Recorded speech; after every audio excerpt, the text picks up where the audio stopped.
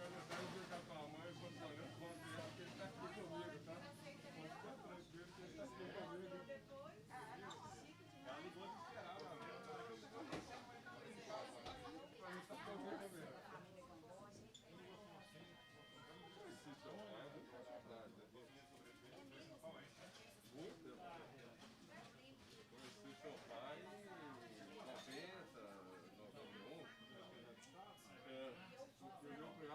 nossos gabinetes.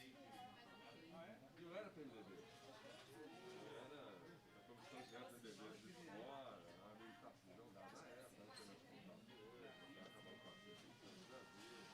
Eu já tinha conhecido ele, você vai lembrar dele. Eu já conheci ele.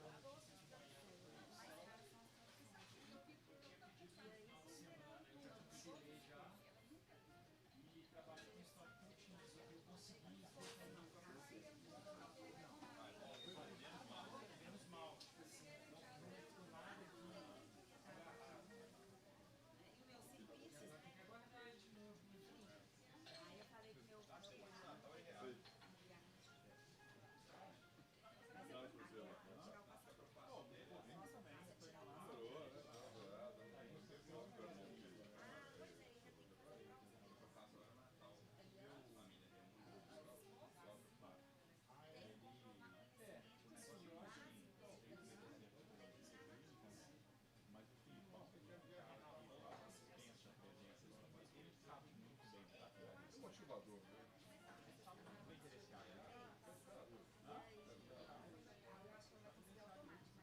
O meu sogro era psiquiatra. Foi psiquiatra inclusive da década de 70.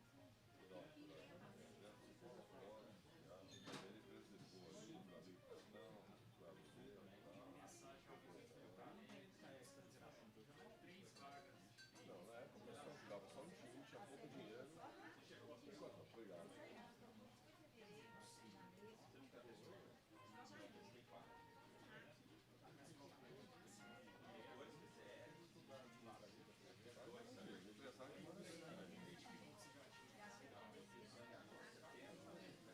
Pequena, mas eu fui aluno da Volkswagen. Mentira. Isso é. Eu sou de no mestrado. Mas ele não ia dar aula mais. Já tinha o Luiz Armando, que é o chefe da Polícia Nacional, ele também dava aula, esse laboratório, essa coisa toda.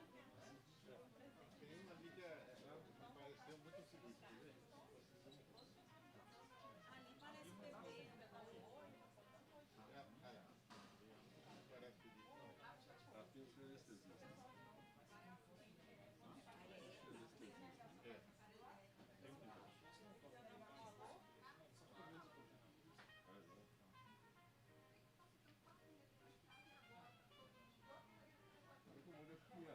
Eu fui aluno do mestrado, do doutorado da Volkswagen, né? Sim. Mulher do Francisco, né?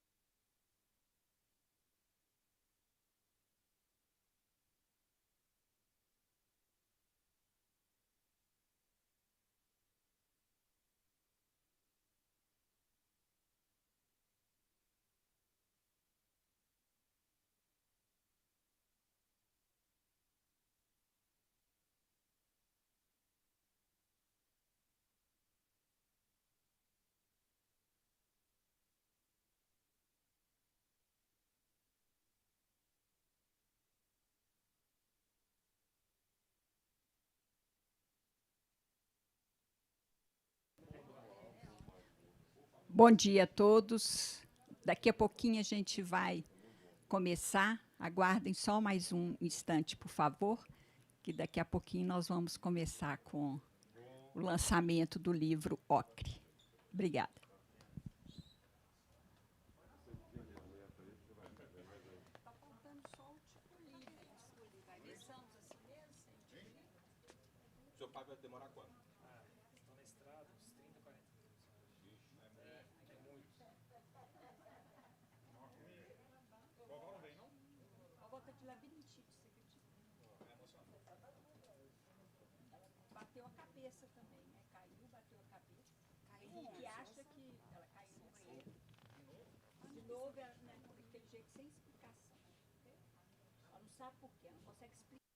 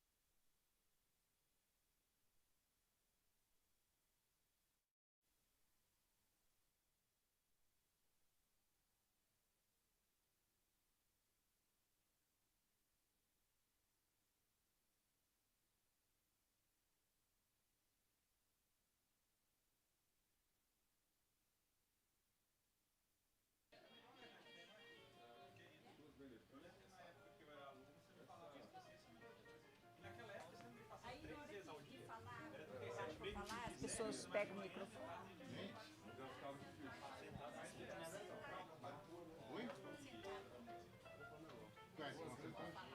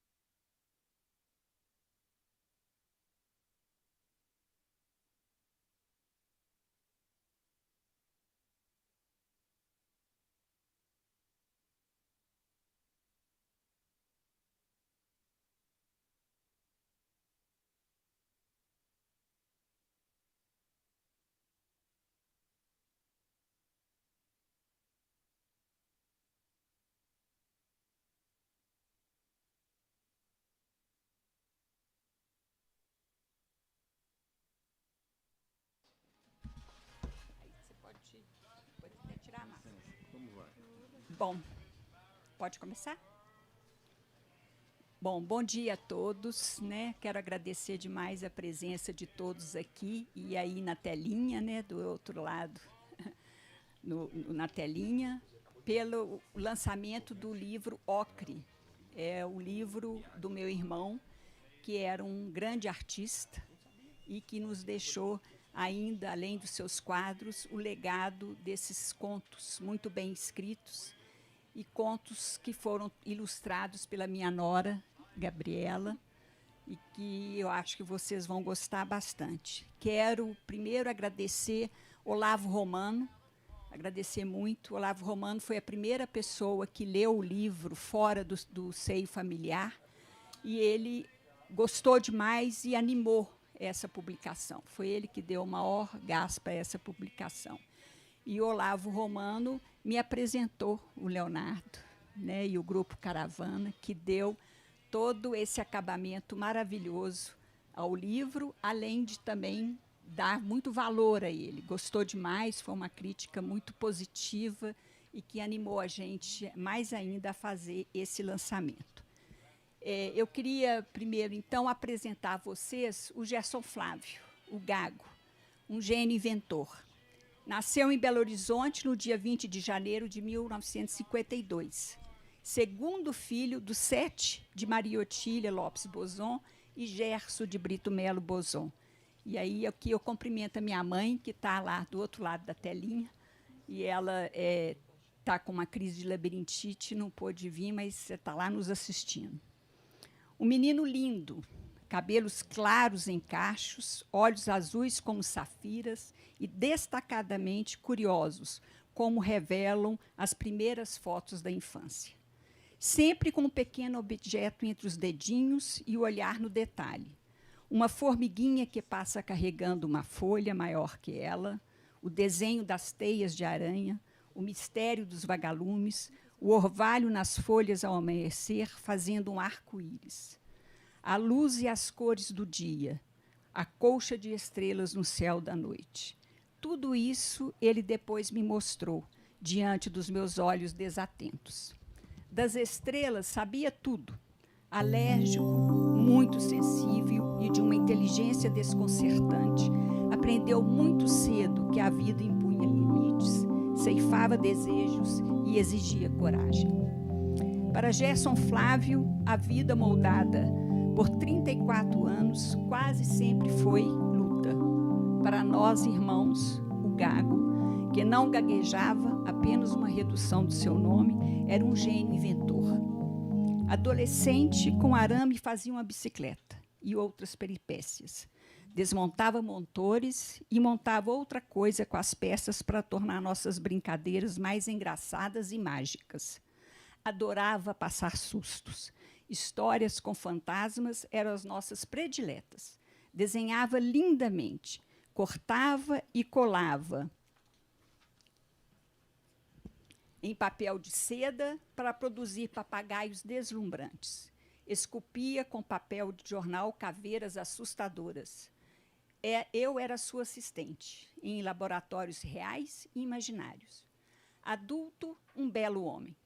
Encantava meus filhos ainda pequeno com criações a partir de qualquer material, ou inventando histórias, ou apresentando um sapo invisível que morava em suas mãos e coachava ao movimento delas. Mas havia um mundo interno nele perturbador, incompreendido, inalcançável por nós, que volta e meia o jogava na escuridão. Todas as vezes que eu ouço a música The Sound of Silence, de Simon e Garfunkel, me lembro com o coração apertado de sua linda figura. Transcrevo aqui a tradução de parte, pois revela, em minha visão, boa dimensão da sua dor. Olá, escuridão, minha velha amiga. Eu vim para conversar com você novamente. Por causa de uma visão que se aproxima suavemente, deixou suas sementes enquanto eu estava dormindo. E a visão que foi plantada em minha mente ainda permanece dentro do som de silêncio. Aos trancos, conseguiu cursar o enfadonho e massificado ensino primário e médio. O mundão dele exigia outros aprendizados. outros interesses, outros desafios. Daí, escancarada sua vocação artística, foi para o Rio de Janeiro, a convite do nosso tio, o talentosíssimo chargista Mauro Borja Lopes, o Borjalo.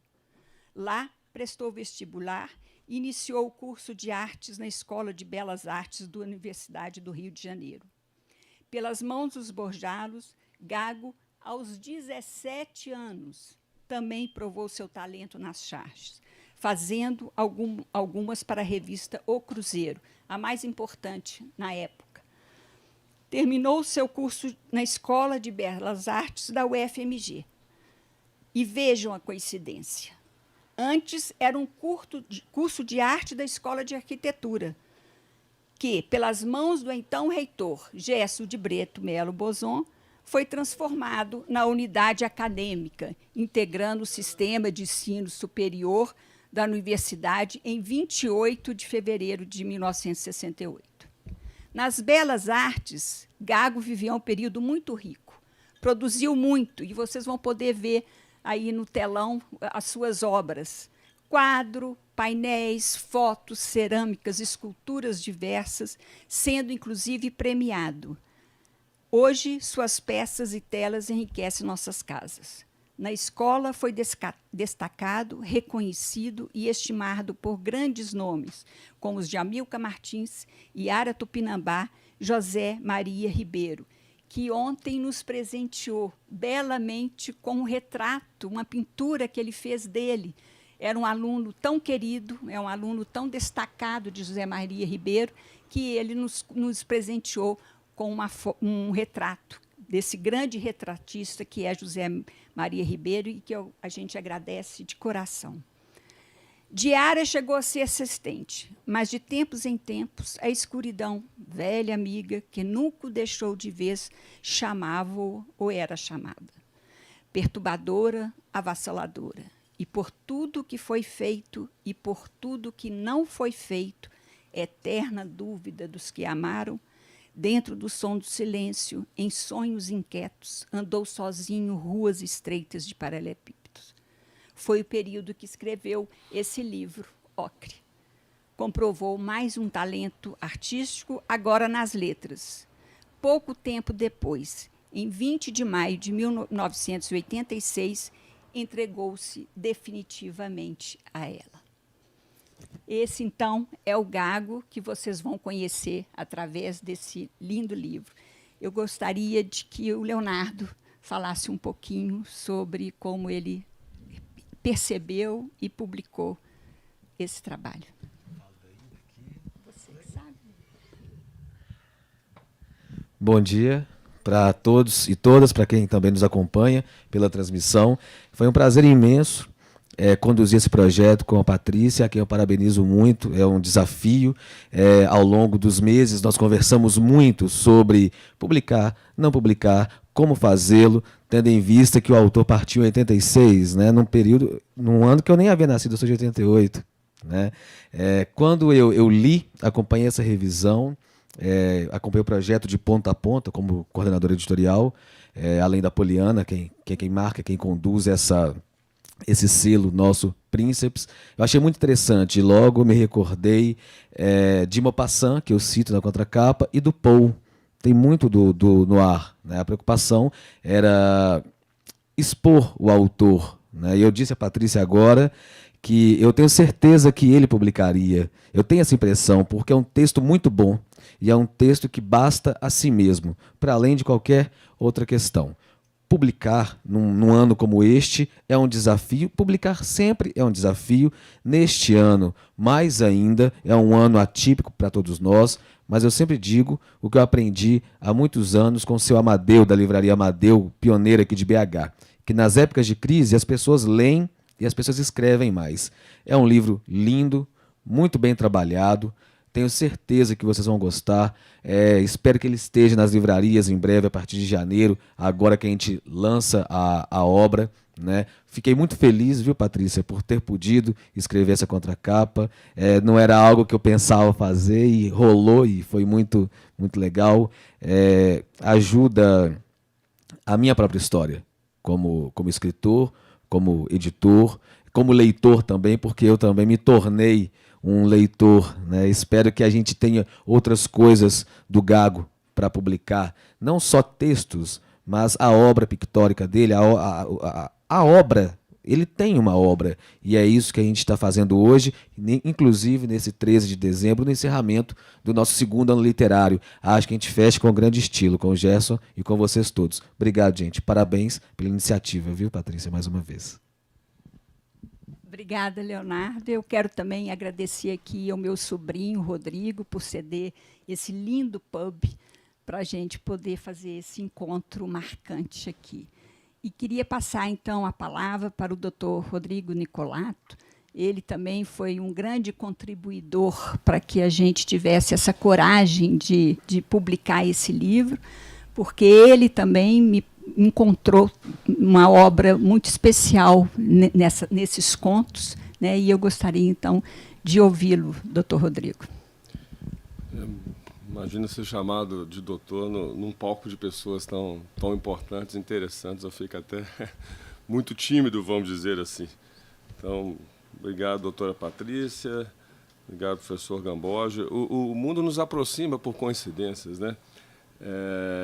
Eu fui aluno da professora Wolfgang, do professor Francisco Bozon, quando eu vim para cá, em Belo Horizonte, na década de 90, né, quando fazia mestrado. Eu já conhecia o professor Gamboja nas épocas de política, isso aí em 1990, 91, por ali, por questões aí partidárias da época, né? Eu muito menino e muito pequeno, como até hoje sou, né? E também convivi com o Leandro, né? E tudo. Então a vida nos aproxima de certa forma, né? Eu acho que, então, mais uma vez, muito obrigado, né? Me sinto tímido e pequeno diante de uma obra e de pessoas aí tão importantes e com tantos méritos.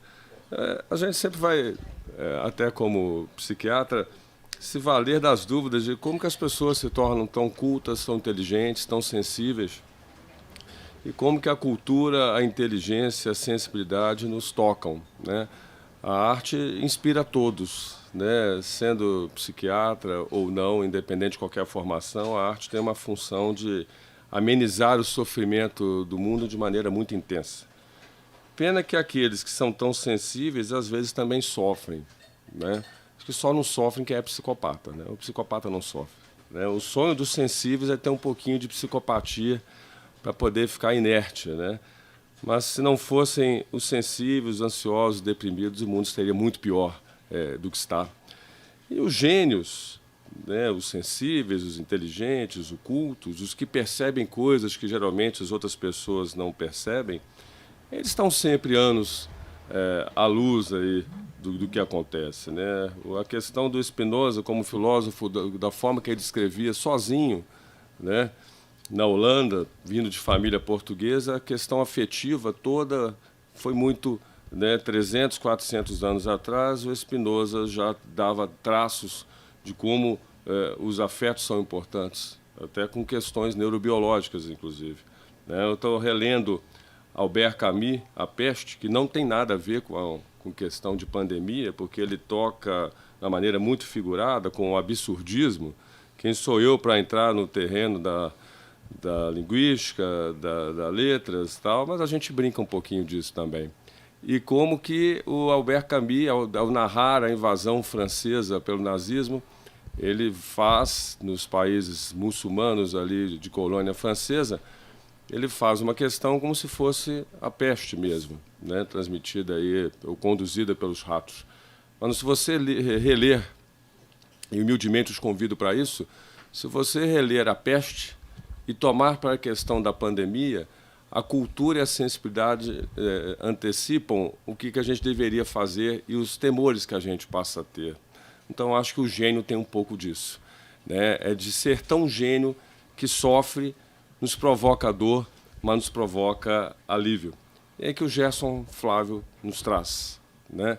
Quer dizer, a pessoa vai para Belas Artes, vai para a arquitetura, e a gente vai lembrar, né, tomado pelo pai como reitor, quer dizer, que berço cultural, que berço de contestação no bom sentido, né, como que a inteligência, a cultura, a sensibilidade passaram a se expressar com muito mais facilidade nesse ponto, né?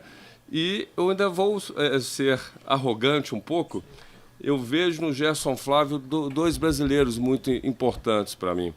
Eu vejo Augusto dos Anjos, né, que vem da Paraíba, passa para o Rio e termina sua vida em Leopoldina, Zona da Mata, perto de Juiz de Fora, né, e tal. Augusto dos Anjos tem um pouco, para mim, de Gerson Flávio.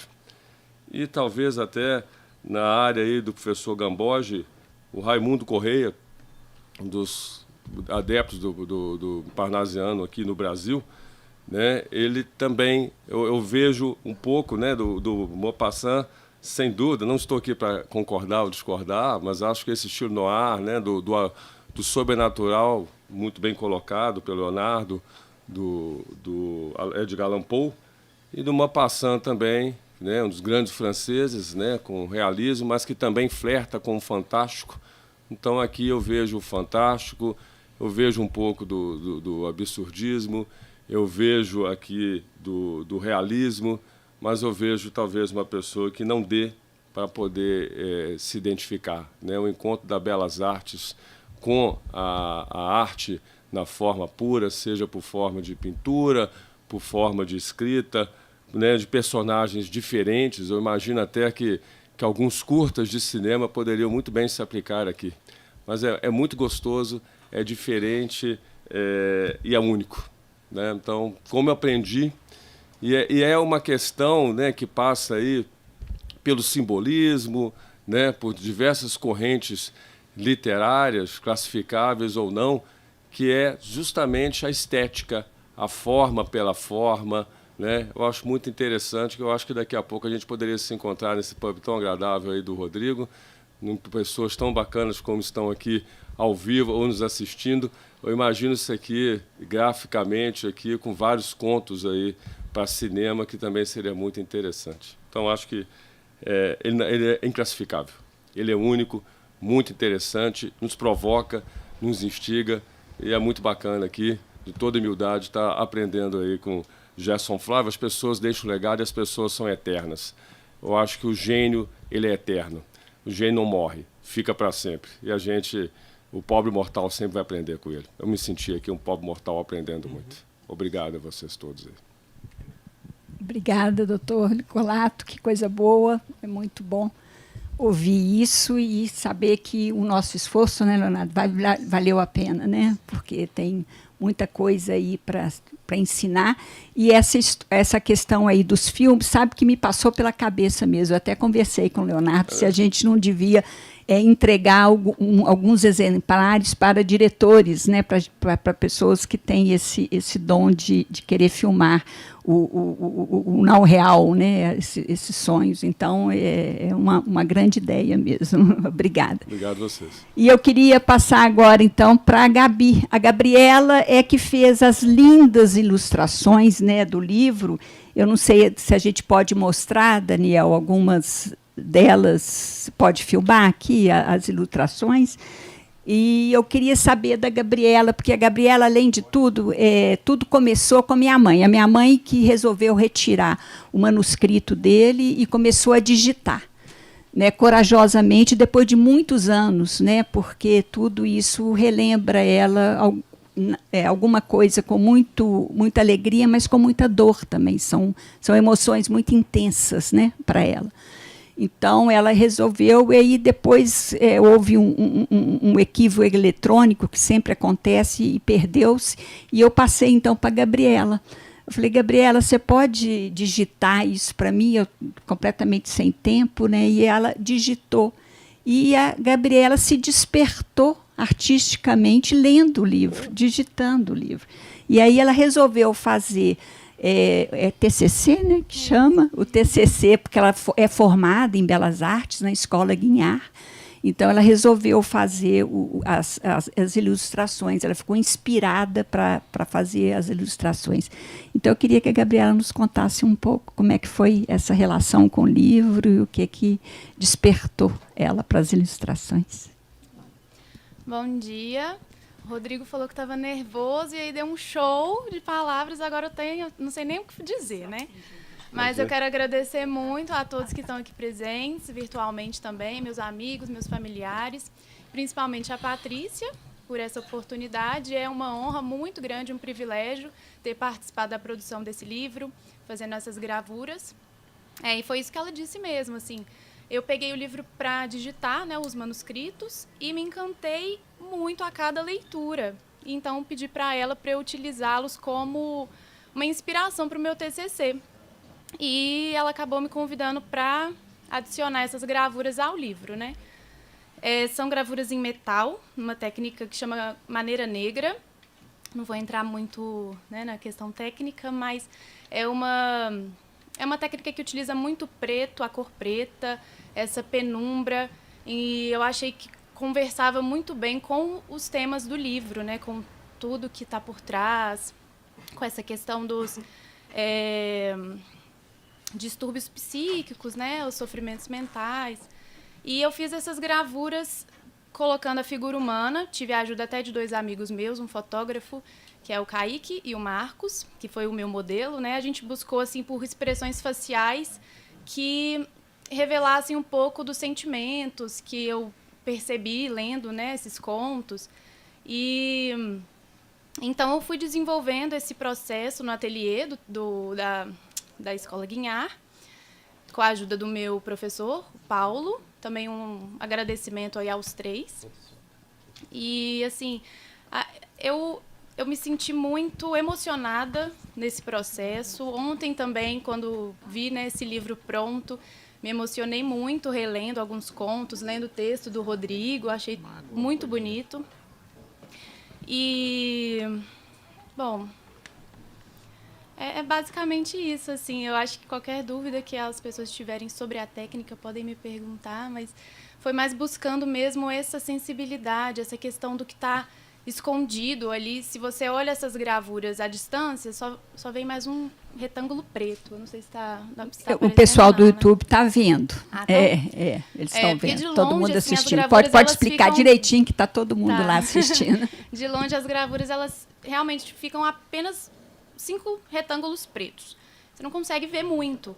E, então, você precisa aproximar bem da imagem para conseguir ver aquela figura humana ali com as expressões faciais delas. Então, é meio que até os contos dele, muito se revela, você tem que buscar bem, né, ali o que está escondido.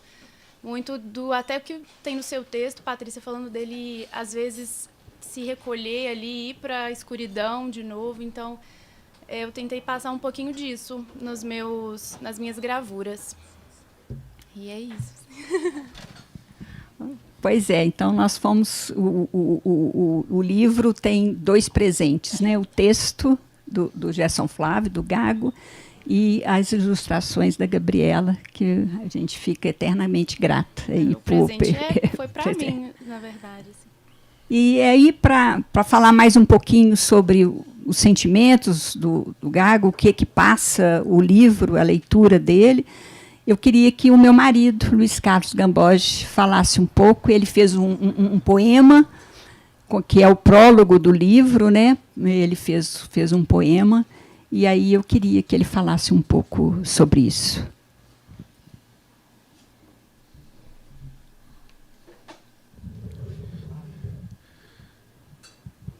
Estou sentindo falta de uma coisa e eu gostaria de exteriorizar aquilo que sinto falta, porque acho que faz bem dizer,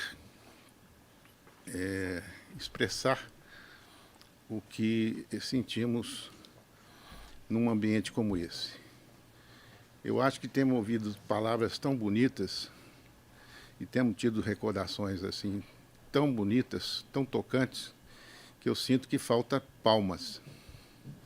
Palmas a todos, mas sobretudo ao Gerson, que é o grande homenageado dessa manhã e que foi a pessoa que nos reuniu em torno de uma das obras que ele nos legou, e que merece todo o nosso aplauso pela vida que teve, pela coragem com que enfrentou seus problemas, pela determinação com que encarou seus desafios e, sobretudo, pela capacidade inequívoca de exprimir, como poucos, o sentido da vida por meio das artes.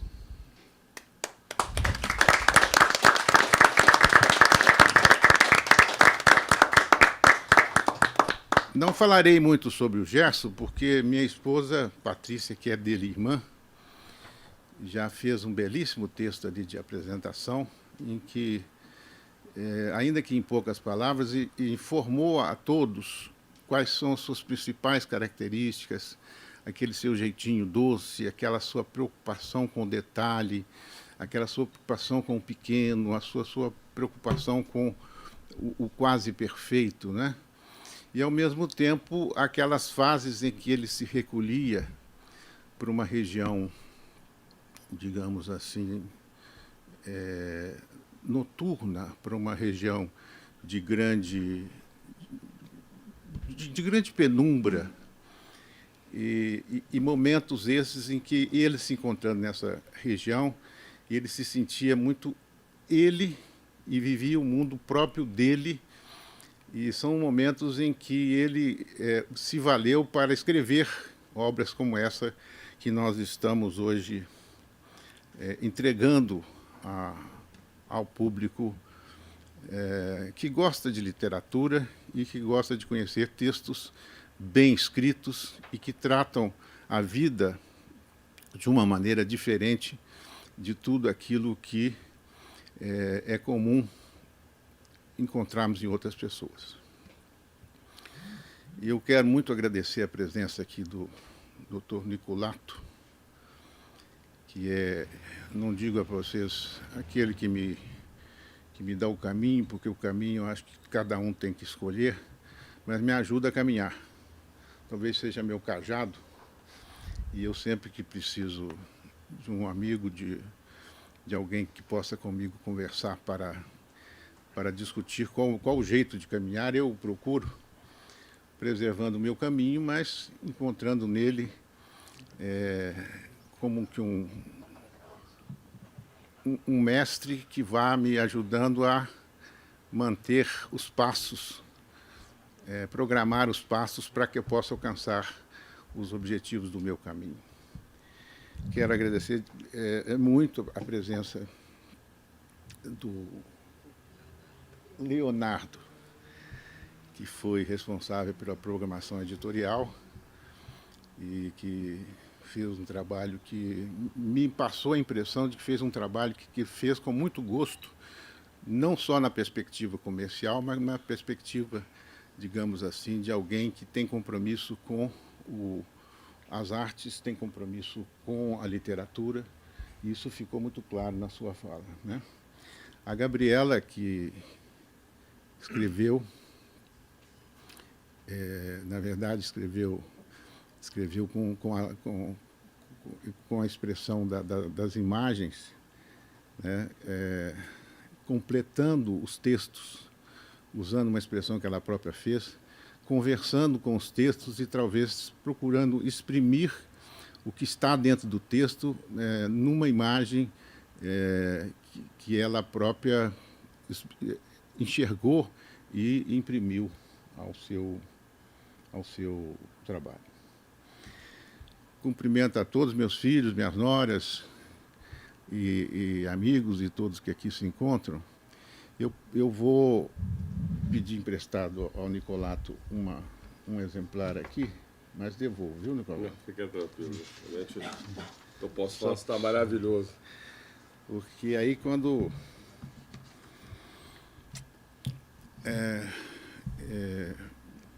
me foi pedido para escrever o pós-fácil, eu procurei saber imediatamente como seria, ou me mirei em como seria aquela região de negra, aquela região escura, aquela região obnubilada, na qual ele se refugiava e que era um momento de grande sofrimento para ele, e é um momento que muito nos marca, e era um momento que ele exprimia fortemente coisas como aqui estamos encontrando nessa obra. Eu nunca conheci o momento, digamos assim, da escuridão, mas já estive na penumbra, já estive na sombra. De forma que, a partir da sombra, eu tentei escrever aquilo que imagino ser a escuridão. E o texto que ficou é esse aqui.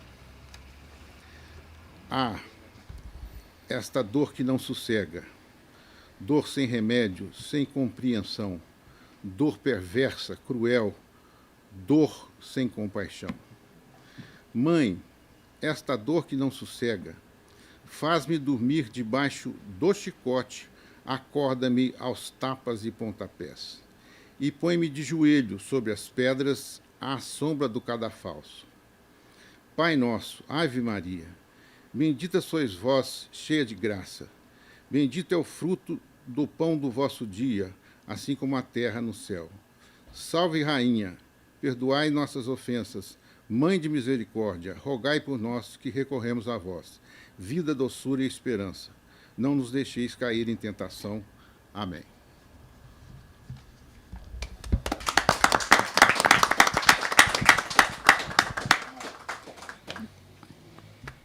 Oi?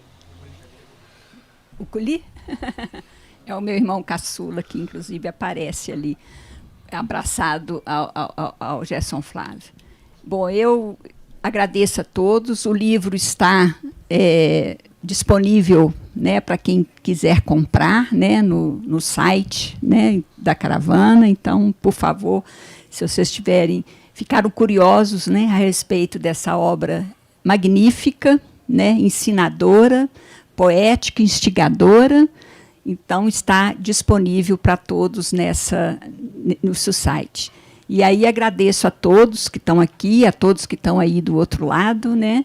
E vamos aqui, mais uma vez, aplaudir e agradecer ao Gerson Flávio por ter nos deixado obra tão bonita. Obrigada.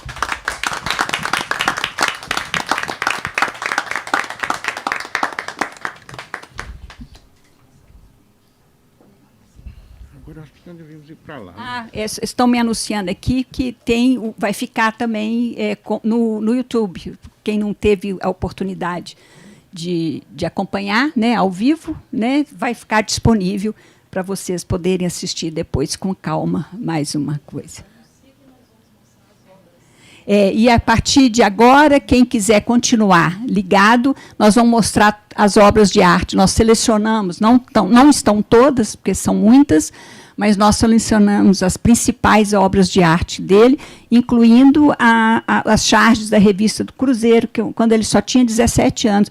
Muitos aqui nem sabem o que é o Cruzeiro, né? Mas o Cruzeiro era a revista mais importante do Brasil na época em que ele fez essas charges, né? Então, ser selecionado para uma charge do Cruzeiro é porque realmente tem valor, né? Tinha muito valor nessas charges. Tanto valor que não se chamava Atlético, simplesmente.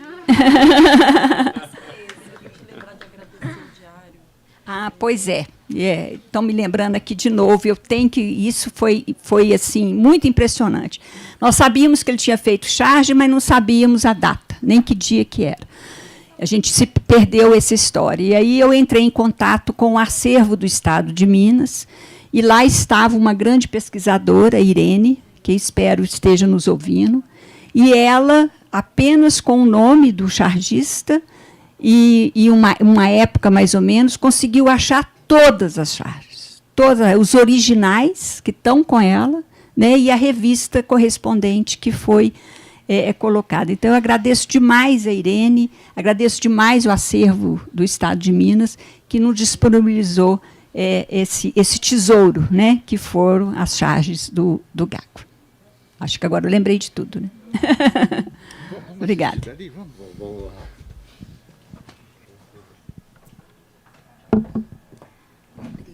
que deu o nome do livro? Ele. Foi? Então ele deixou.